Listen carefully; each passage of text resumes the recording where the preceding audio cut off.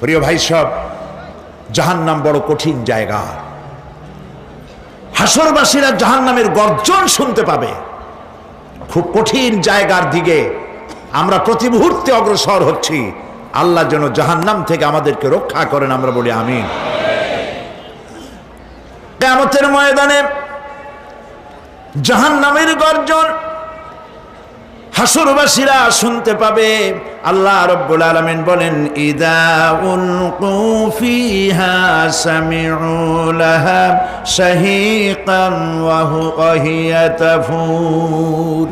যখন জাহান্নাম গর্জন করতে থাকবে, জাহান্নামের প্রচন্ড গর্জন, তাকাদু তামাইয়াজু মিনাল গায়দ, মনে হবে যেন জাহান্নাম গোসায় ফেটে পড়তে চাইছে।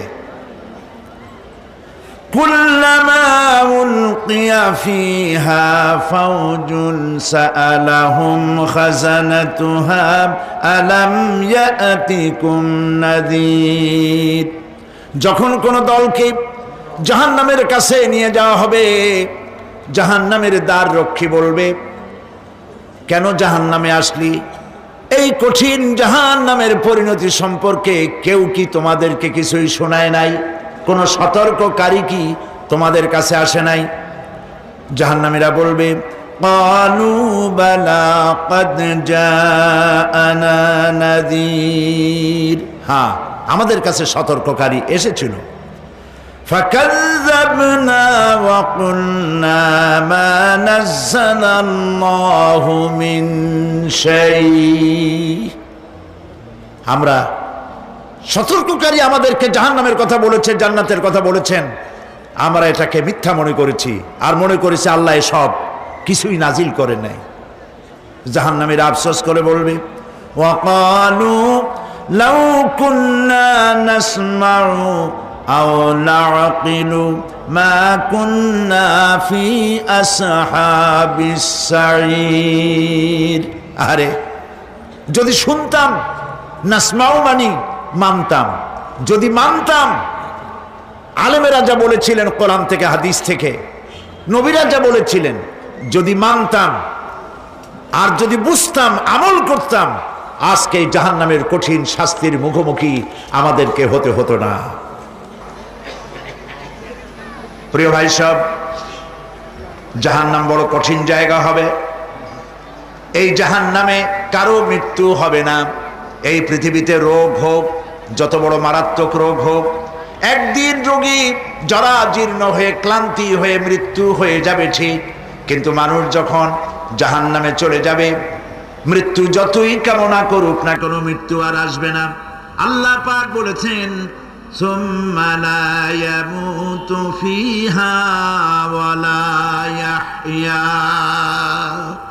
জাহান্নামের কঠিন শাস্তি, মানুষ সেখানে বাঁচবেও না, মরবেও না, এমন এক দুরবস্থার মুখোমুখি হতে হবে পৃথিবীর মানব মণ্ডলীকে, কাফেরদেরকে, যারা জাহান্নামে যাবে। জাহান্নামীরা মৃত্যু কামনা করবে, বলবে আহারে যদি মরে যাইতাম। কোরআনে কারীমে রব্বুল আলামিন বলেছেন, লা তাদউ সুবুরান ওয়াহিদান ওয়ালা ওয়াদউ সুবুরান কাসীরা। এক মৃত্যু কামাই করো না, একটা মৃত্যু কামনা করো না। 1000 বার যদি মৃত্যু কামনা করো, মৃত্যু আর আসবে না। এই জাহান্নামের কঠিন শাস্তির ভেতরে মানুষকে থাকতে হবে। প্রিয় ভাই সব, এই জাহান্নামে সামান্য সামান্য পাপের কারণে, যে কোনো পাপের কারণেই জাহান্নাম হবে না। এই জাহান্নামে কারা যাবে তার একটি বয়ান আল্লাহ পাক কোরআন শরীফের মধ্যে বলে দিয়েছেন। একটি আয়াতের মধ্যে আল্লাহ রাব্বুল আলামিন বলেন, আলকিয়া ফি জাহান্নামা কুল্লা কাফফারিন আনিদ মান্নাইন লিল খায়রি মু'তাদিন মুরিব। প্রত্যেক অস্বীকারীকে জাহান্নামে যেতে হবে। যারাই আল্লাহ পাককে অস্বীকার করেছে তাদেরকে জাহান্নামে নিক্ষেপ করা হবে। যে সত্যের পথে প্রতিবন্ধকতার সৃষ্টি করেছে, ইসলামী আন্দোলনের সামনে বাধার সৃষ্টি করেছে, আর আল্লাহ পাকের সীমা লঙ্ঘন করেছে, দ্বীনের প্রতি সন্দেহ পোষণ করেছে, আর আল্লাহর সাথে শিরক করেছে, তাদের সকলকেই জাহান্নামে যেতে হবে। নাউযু বিল্লাহি মিন যালিক। আল্লাহ পাক এর থেকে আমাদেরকে হেফাজত করুন, আমরা বলি আমিন।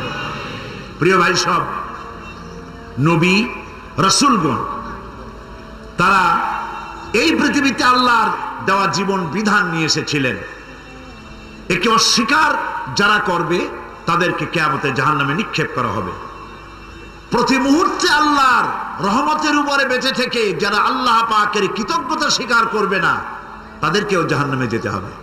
কোরআনে কারিমে আল্লাহ পাক বলেছেন, লা ইন শাকারতুম লা আযীদান্নাকুম ওয়া লা ইন কাফারতুম ইন্না আযাবি লাশাদীদ।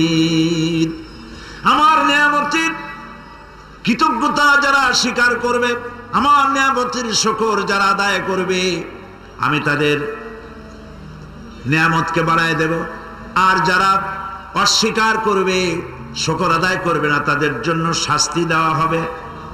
এই জন্য আল্লাহ পাকের নিয়ামতের শুকরিয়া আদায় করতে হবে। 2 নম্বরে আল্লাহ পাকের হুকুম আহকাম মেনে জীবন পরিচালনা করতে হবে। নবীরা আল্লাহ পাকের পক্ষ থেকে যে দ্বীন নিয়ে এসেছেন ওই দ্বীনের আনুগত্য করতে হবে, বিরোধিতা করা যাবে না।